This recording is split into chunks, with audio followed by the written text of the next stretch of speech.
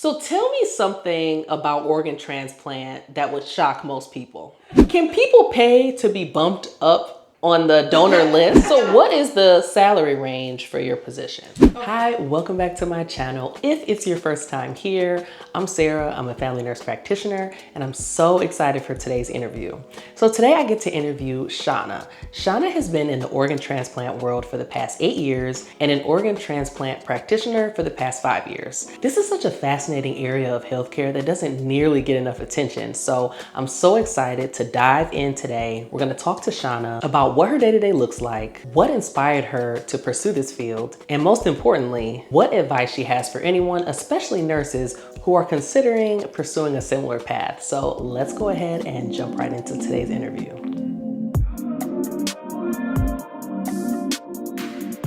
So first, I want to say thank you so much for joining me today, Shana. Happy to be here. Let me just start right out by asking you, what is it exactly that you do? What is your role? And tell me a little bit about the journey getting there. Okay, so I'm an organ transplant practitioner.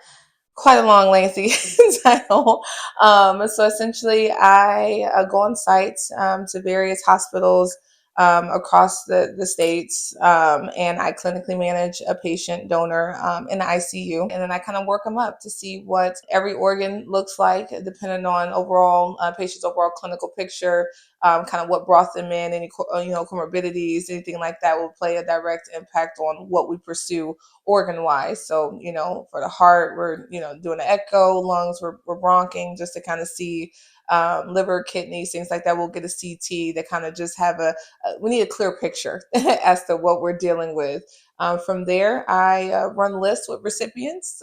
So we always say that every organ has to have a home. So, and home meaning recipients. So once every organ has a home, we'll then set a time to go to the operating room. And I go into the operating room, assist the surgeon in recovery. And then after that, hands off. The organ goes to the recipient and my job is done. Wow, Yeah, wow. yeah. I know you said that quick, but that is quite the role. You have a lot of different responsibilities. Oh man, we touch on quite a few things. Wow. Yeah. So tell me a little bit about the journey getting there. So for me, I got my degree in biology and psych. I was a pre-med, approach. I was trying to go to medical school or think about medical school. Then from there, I kind of touched on a couple other things, but I was a nursing assistant in the ICU for many, many years.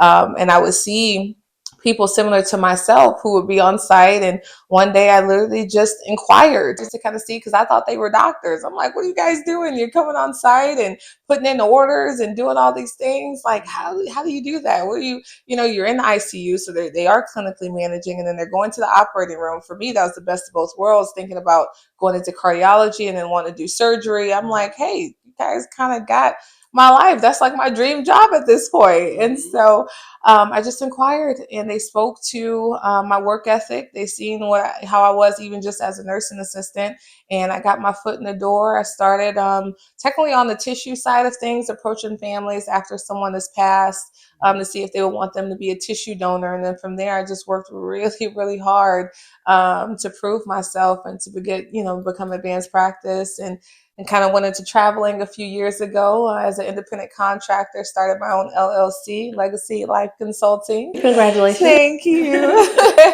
And that just allowed me to have my freedom and flexibility while also doing something that's fulfilling for me, because I truly enjoy what I do. So can you walk me through a typical day at work for you?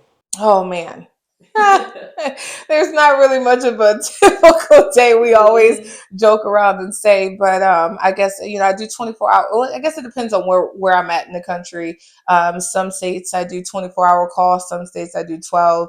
I guess I could speak to more often than not. I'm doing 24-hour call. I know. It's quite the shift, especially seeing your day shift people the next day, and they're like, "Oh yeah, you're back." I'm like, I never left.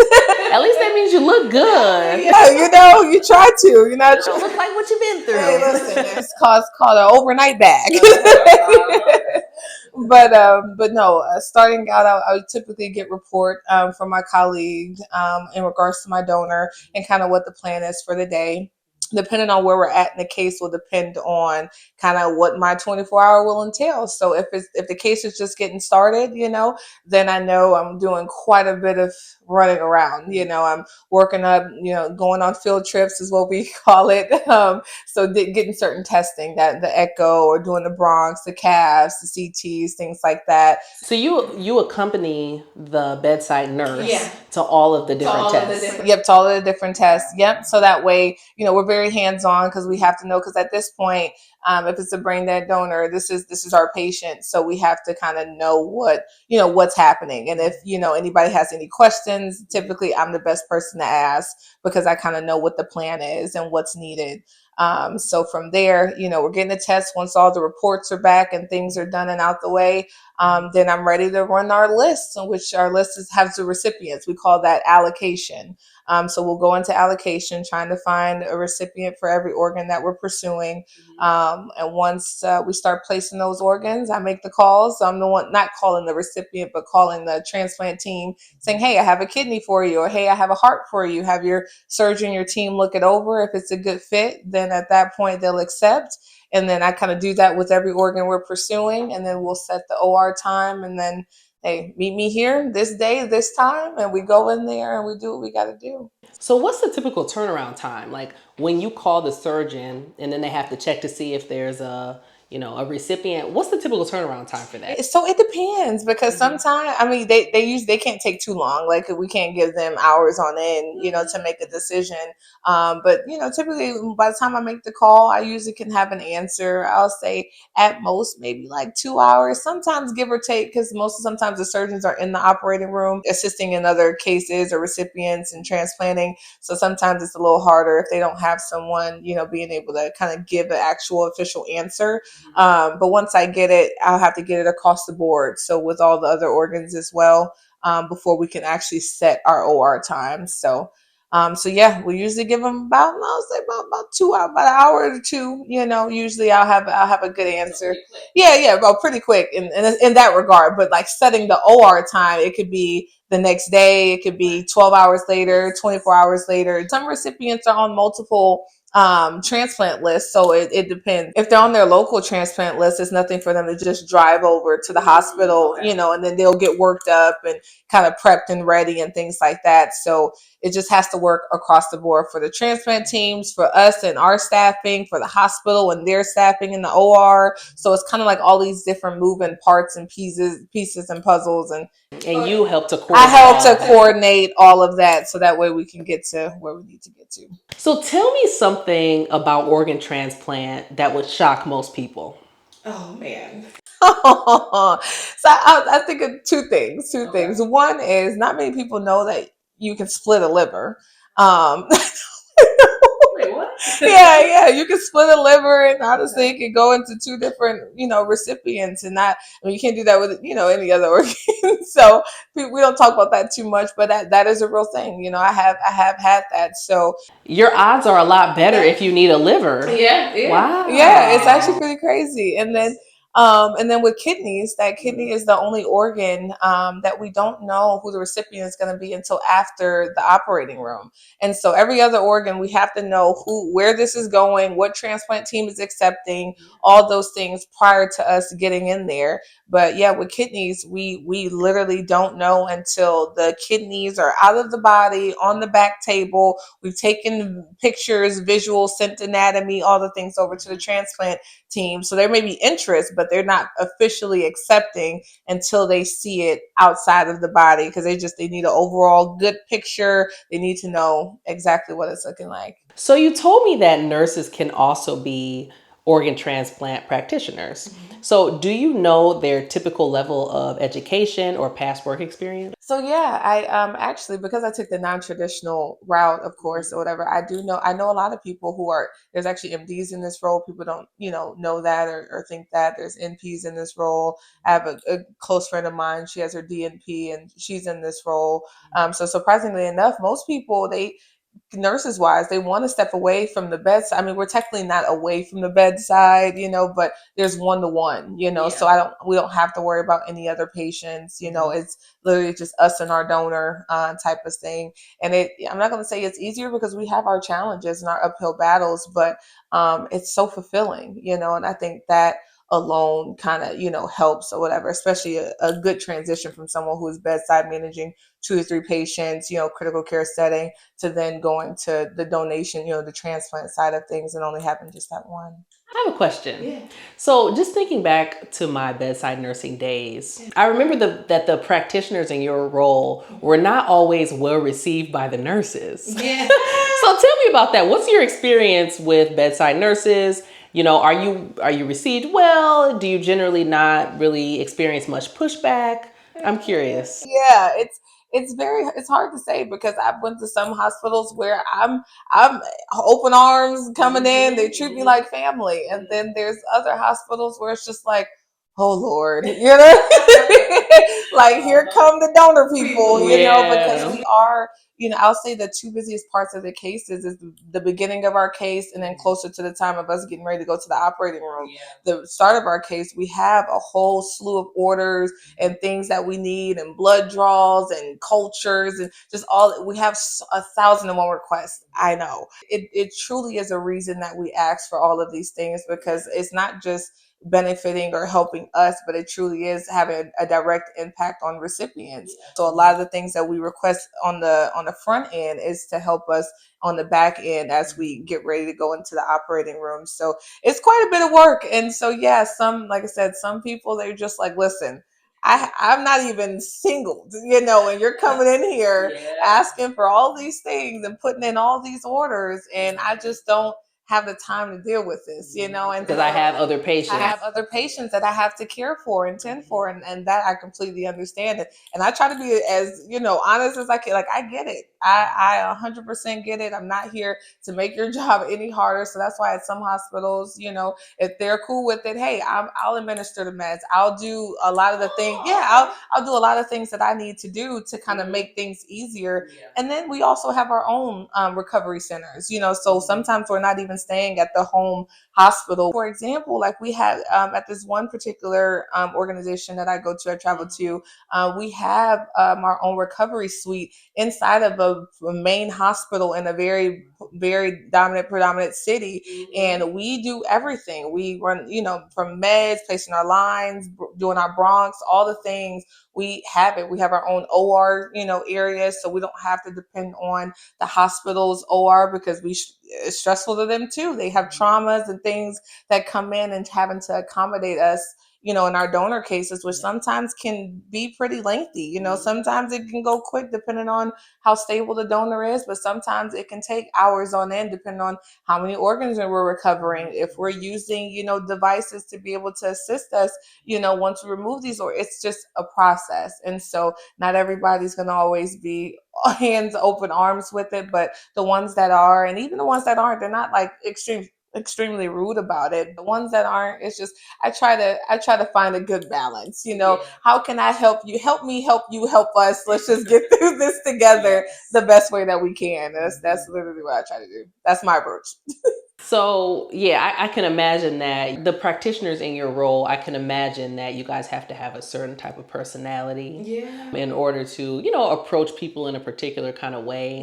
And nurses, not just nurses, but the family members and everything, I feel like you have to be a people's person, especially being in the medical field in general. You could tell those who are versus those who aren't, those who are probably in it for other reasons outside of, being, that taking care of someone, that nurturing side of. Not everybody has that. For me, I try to make it as easy as possible. I try to be as relatable as possible, and to make it go by as quick as I possibly can. I want to help you get through this just as much as I want you to help me get through this, and we can do it together. So let's switch gears a little bit. Okay. Can we talk about pay? So what is the salary range for your position? Okay, so it's, and I kind of want to touch on this a little bit earlier too, because there's organ transplant coordinators, and then there's the more advanced practice side of things. So a lot of who people see as staff who are on site are coordinators. So which is where I didn't start there, but when I got into the more clinical role of things is where I started. And my first role, I made about around 76,000. And then I kind of transitioned to another organization where I made around 84,000. Then And that's before, of course, working very long hours and exceeding well above that. But from there, I then became independent. And created my own LLC, Legacy Life Consulting. Just want to put that out there.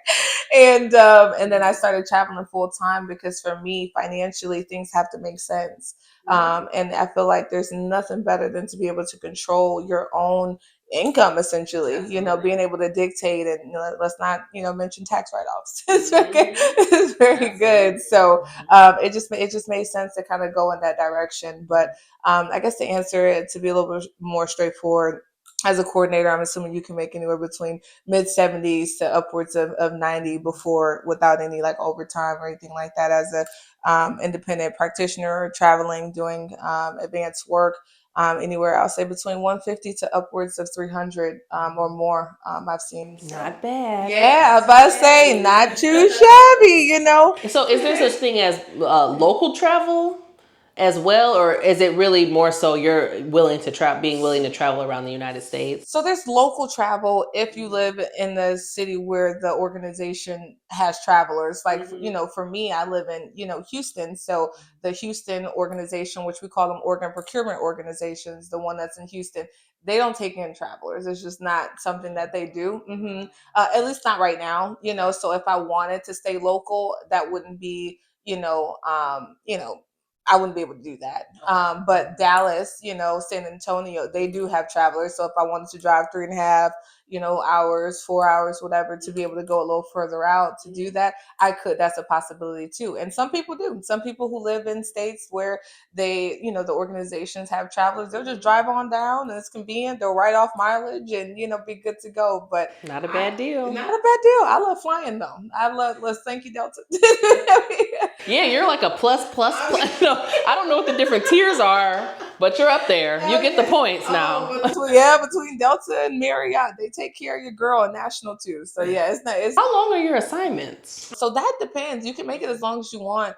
But at minimum, I think 5 days is what they require. Go in, do what you gotta do, leave. I like a good balance. When I first started out traveling, I would do like week on, week off type of thing, or 2 weeks on, 2-3 weeks off. And then sometimes I'll take a month or two off, like depending on certain. Don't brag. Okay. No need to brag. See, I mean, around the fourth quarter of the year, I don't really like to work that much. As long as they have the days available, you could be working on it. And I just finished the 30-day stretch. Wow. Yeah. So that 30-day stretch, was it all at one hospital? No, so it's for one organization, but I can be at a multitude of hospitals within that particular state. So, so the particular where I was at was in Georgia, and so there's only one organ procurement organization in Georgia, and so they can have me anywhere from Metro Atlanta to flying me to Augusta, Savannah, Macon. I mean, wherever there's transplant going on and there's a need, I'm there to assist. So speaking of flying, I think I recall seeing you on a private jet. Can you speak to that? Because it just popped into my head. Like, I know I did see that. So how does that come about? How does this work exactly? For now, eventually, I got both. Yeah, so it's so nice because some organ procurement organizations have it to where if you drive yourself to most hospitals, but if it's over an hour, they'll get you a driving company, which they pull up in these nice, suburban SUVs, and they'll take you. But if it's anywhere over 2 hours, then they're flying you private. And so that's the perks of the job. I do like that. I do like that, that side of the job, because it's nice. It goes to show that, one, we're doing fulfilling work.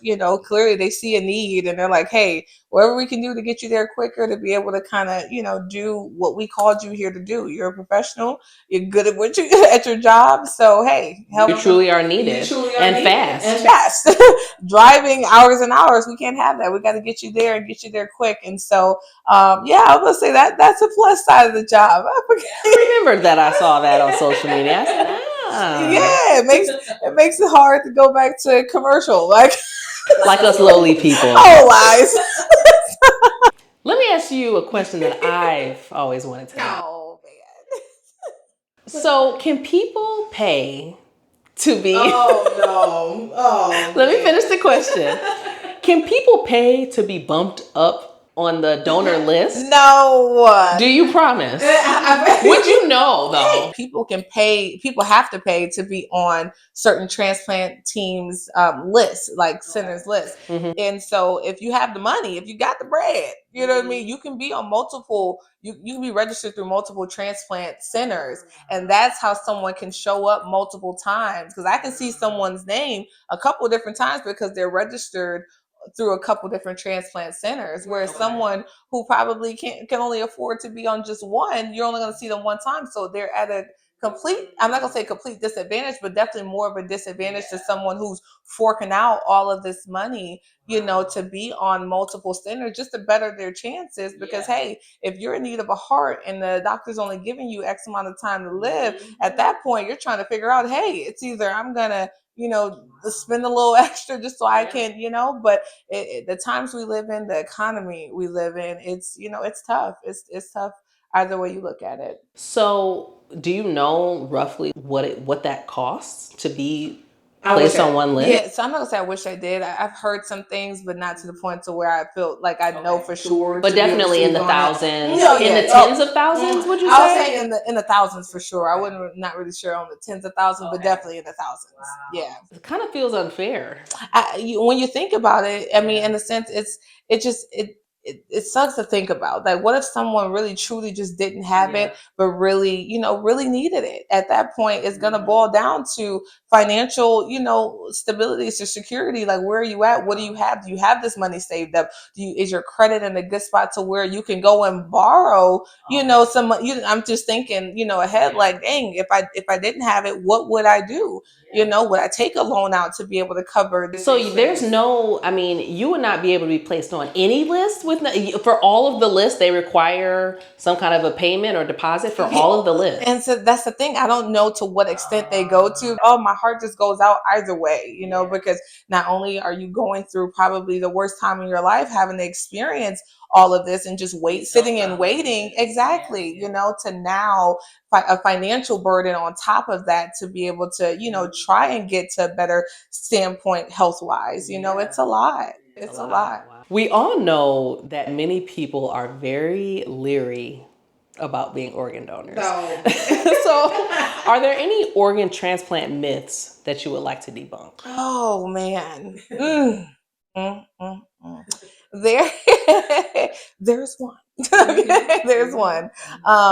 There's the one that's pretty big that I feel like I'm like more often than not educating, my people in general on, is that you the hospital is not going to do all that they can do for my loved one because they want them to be a donor or because they want their organs. No, that is like, this is the furthest from the truth, and I can explain as to how and why. So we don't even step in until the hospital has had that conversation with the family, stating that, hey, pretty much we've exhausted all options. There's nothing else for us to do or that we can do for your loved one at this particular point in time. And here's your options: either hospice, and they start kind of running down. They have that meeting, with the family. At that point is when we, as an organ procurement organization, and transplant, is where we step in and be like, hey, okay, well, since you've talked to the family about this, are we okay? Because we have to ask for permission before just going in and speaking to a family, because we always say we're still a guest in their home, so when we come on site, we act accordingly as that. So we'll speak to them and say, hey, you guys have this conversation with the family. Do you feel it's appropriate at this point in time for us to be able to go in and have that conversation surrounding donation? And so then we'll talk to them, about, as long as we can get the thumbs up. And there's times where the hospital's like, this is not the right time.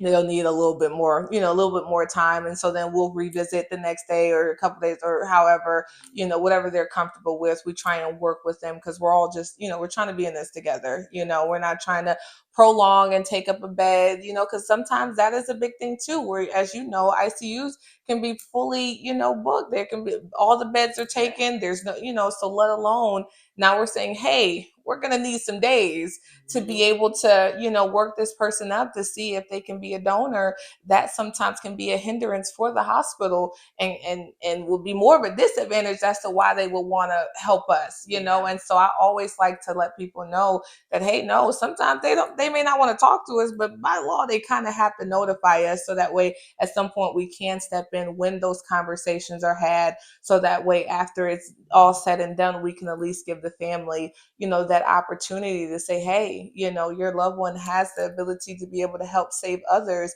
and this is how. Yeah. What would you say has been your most unforgettable moment at work? There's two that come to mind, but if I had to pick one, I had an 18-year-old. It's a gunshot wound. Can't really go, of course, into too many details, but man, when I tell you that was, and if you ever heard of like honor walk, things I've like that, seen so them seen them online. online and Yeah. things like that. So this was by far the most touching that I've ever seen. This young boy was loved. When I tell you, there was about 85, probably upwards to close to 100 people at the hospital in this particular city, because this boy was he was well loved. He was a star athlete, and I've never seen as many people come out to support and to just love on this family in that way. Doing peds or young donors in general is tough. Donors in general are just tough. We all know that we have a time, and that one day God is going to call us home. But this in particular, when you have someone who's young, who hasn't fully lived or is just starting to live life, I struggle, and so this one I really struggle with. He was the only child. I'm an only child, so for me, I really connected with his mom, on that. But just them showing up the way that they did. And there's two different sides of donation. I don't know if we'll get into that, but there's the brain dead side of things, and then there's the DCD, which is donation after circulatory death. So someone's not technically brain dead, but they've experienced some type of neurological insult to where they're not going to go back to their normal way of living, but they're not quite brain dead either, And so this particular kid, he was a DCD route, and so he didn't pass in the allotted time that's given for DCDs, but it's just, and he did eventually pass. I think it was a couple weeks later. I think it was right after Mother's Day. He held on for his mom, and he passed shortly after. But just even gearing up and working towards that point, it was just very emotionally, draining. I felt for the mom. I felt for the people in the community, because you could just see how his life impacted them. Yeah. But knowing they found some sort of joy, not joy, but just peace and comfort, knowing that he was gonna potentially be able to help save other lives, because they're like, that is him. That's what he want. That he wanted to impact. He wanted to change lives. He wanted to do all of these things, and knowing that because of what I was doing, I was helping, him to be able to do something that everyone in that building knew that he would have wanted to do. It really touched Those are me, those touched cases home. that touch your heart Yeah, in a different yeah, kind of way. and just allows you to remember, look back on like, wow, I really, not only did I play a part in that, but man, like that was just impactful. Yeah. Yeah. It makes you, appreciate and remember why you started Yeah. doing this in the first place. Yeah, absolutely. So, how has your job and what you witness at work changed your outlook on life? Man, because I see death so much, it's not normal to see death as much as I see it. It's truly not, and that's one thing about being on the donor side. We're constantly seeing death and talking to grieving families, and just having to witness that, and the different ways that people get to that place, and what brought them into the hospital. And so now you're like, oh gosh, I probably should stay away from that. I shouldn't do that. I should be mindful of this. I should, it just makes you more, I don't know. Paranoid? A little bit, just a little bit, just Interesting. yeah, or just being more mindful of how you operate in this world, or how you show up for others, and just wanting to, like I always say, like, how do I want to be remembered? Because if I never know when I'm gonna, get called home, only God knows that. It's like, how do I want people to remember me, and what do I want people to remember me by?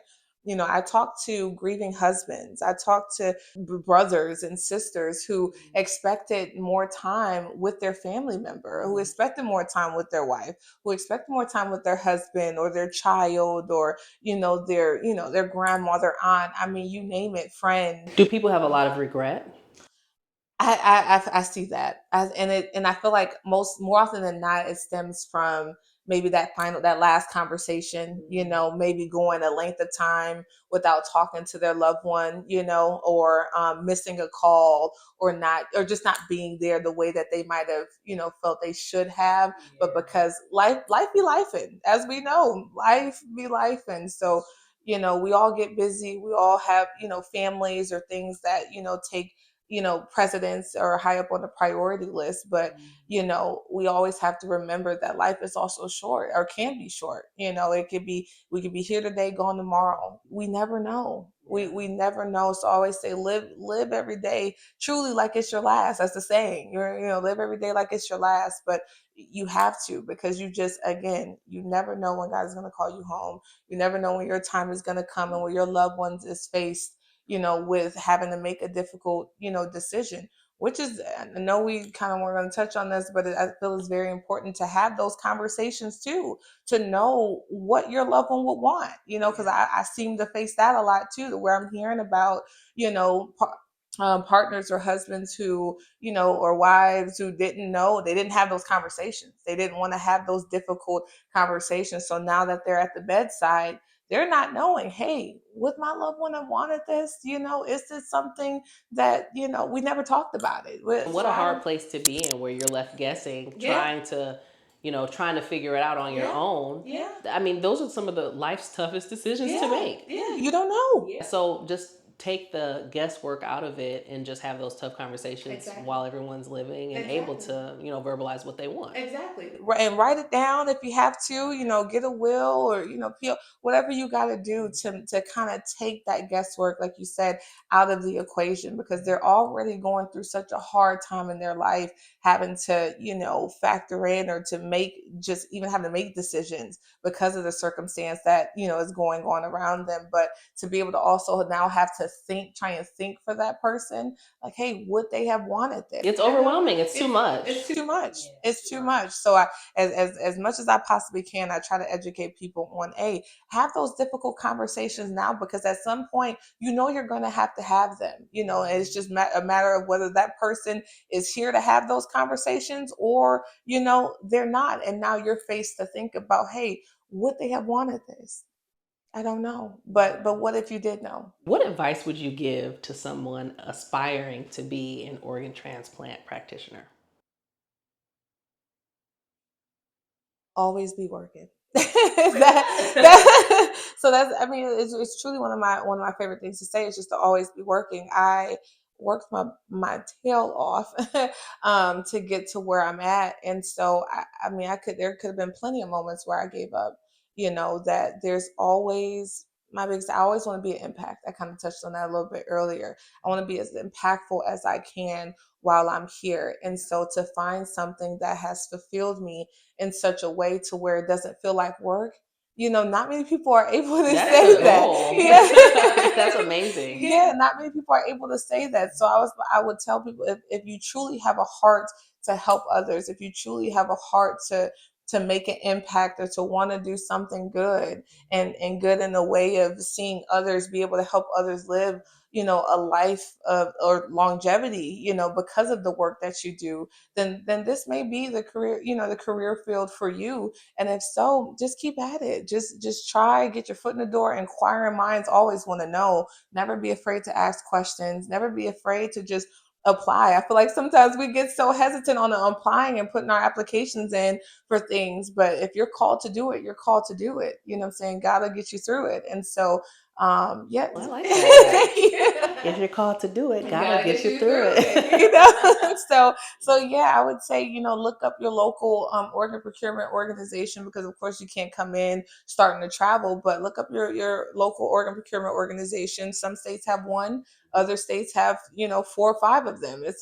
Your bigger states have to cover multiple, areas, but look up and see, what jobs are posted, and it may not say like practitioner, like I said, I started off as a organ transplant coordinator. But So even that would be, that would be like, yeah, organ transplant coordinator or some, there's various titles, but if you read the breakdown of it, it'll mention something along the lines of clinically managing a donor in the ICU, and X, Y, and Z. It'll mention operating room or running lists, finding recipients along those lines. I'll have Sarah put my information below so that if anyone has any questions, I can always point you in the right direction. But that would be where I would say to start. And honestly, I didn't even mention this. I started on the tissue side of things before I even got on the organ side, just to get my foot in the door. Like I told you, I inquired with someone in the ICU, and I was a nursing assistant at the time, so I didn't have a strong clinical knowledge at that particular time. And they're like, hey, but if you work your way up, like, you can do this. And that's literally what I did. I started out on a tissue as like a tissue approacher tech. So I was taking in the referrals. So when the hospital will call and say, hey, we have, a donor or a patient, that's meeting certain triggers, and we want to call you guys and, have you come, check things out. Like, I was that person that was taking that referral call, or I was the one that if a patient, did pass before even getting to the organ side of things, and I'm the one that's calling that family saying, hey, your loved one has the opportunity to donate tissue. And I was like, that's a whole nother conversation. I could only imagine. In itself. But that's where I started, just to get my foot wet in transplant, just so that I can then, I always knew my goal though. I knew my why. And why I wanted to do it, and where I wanted to go, and what I wanted to be. And so I would just say, hey, get your foot in the door and work your way up. Well, thank you so much. This was such an interesting conversation. I feel like this is one of those roles that not many people know about. Yeah. I had never heard of this role prior to having this conversation with you, and kind of, just knowing your journey. Yeah. I had some level of awareness just from working in the ICU, but the intricate details and just how far you can go. Yeah. Thank you. You're so welcome. And I was just talking, I don't know if it was you or someone else I talked to the other day about, I wish they still had career fest, in these schools, to where, and maybe I'll like look into that, but to where I can go. And I want to bring more people into this space, because you don't hear about it. Anytime someone hears about my role and what I do, they're so blown away. There's like, I've never heard anyone do anything. Like, of course, it's a thing and it has to happen because transplants have to happen, but you're not really thinking about like, wow, there really is someone out and here. And that you go to the OR and everything. It's amazing. I'm touching on so many aspects of things that I want people to be more knowledgeable in this space. I want to bring more people into this, and knowing, hey, there's other ways. There's, respiratory therapists in this role, EMTs in this role. There's such a broad range of people, because everything is teachable. Everything is teachable as long as you apply yourself. And so, yeah. Well, thank you. I loved this conversation. If you guys have any questions for Shana, please leave a comment below, or you can reach out to Shana directly. I'll leave her contact information in the description of this video. Thanks for joining us, and I'll catch you guys in my next video. Bye.